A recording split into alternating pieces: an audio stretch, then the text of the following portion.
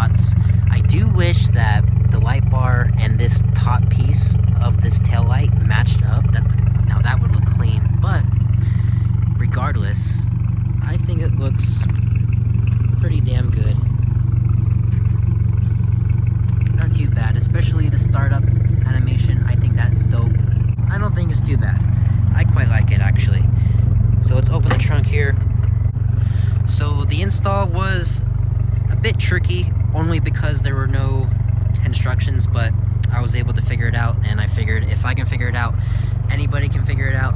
It's just 4 screws, one on each side with an 8mm socket, and then you have 2 screws in the middle right here. So here is the stock trim piece. I tried to take off the stock emblem, but I don't think I used enough heat, so it's okay. I can just buy a new one. So once you have the stock piece taken off with the 4 screws, you just tug it out because of the pins right here.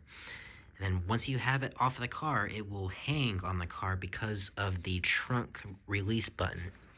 In order to take that off, you have to squeeze the frame of the trunk button, and once you do that, you can pull it up, and then you can maneuver it out using these cutouts right here. These cutouts will help you, if I can get it to focus, yeah, right there. These little cutouts right here, that will allow you to pull it up, twist it, and then pull out. And then you can have this off the car. Then once you have it off the car, you just take off the push pins and the holes for the screws. These just slide right out just like this. And then you just take these onto the new piece and just slide them on.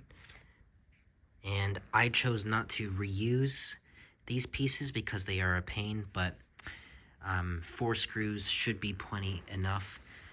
And also, on the stock piece, you have 2 screws right here. They hold this little plastic piece that kind of surrounds the frame for the license plate light. I chose to take those off because they have a little piece of foam on them. I took those off and I put those onto the new piece. It was nice because you have a foam to kind of separate the trunk and the light bar. And now how I have it wired, you have the option to have it come with the plug and play adapter, which is obviously a no-brainer. You obviously do want that to make life a whole lot easier. I just adapted it to the right taillight here, and I have it wired actually through the trunk opening.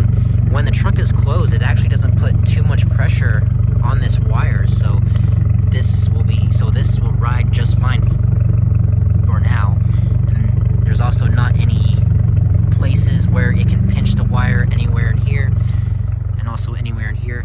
However, to hook up the adapter to the trunk bar, I did have to do some modifications on the trunk to kind of make the hole for one of the push pins a bit wider, just so I can, fit the adapter in there. My flash just went off for some reason. Okay, here we are. So it went off again. What the hell? Okay, so my battery is too low, so it won't let me use the flash anymore. But anyway, I was able to figure it out, and with all this excess wire, it will ride just like that for now. It's out of the way. You can't see anything when the trunk is closed, and yeah, not too bad of an install. Wasn't too expensive, and I think for what it is,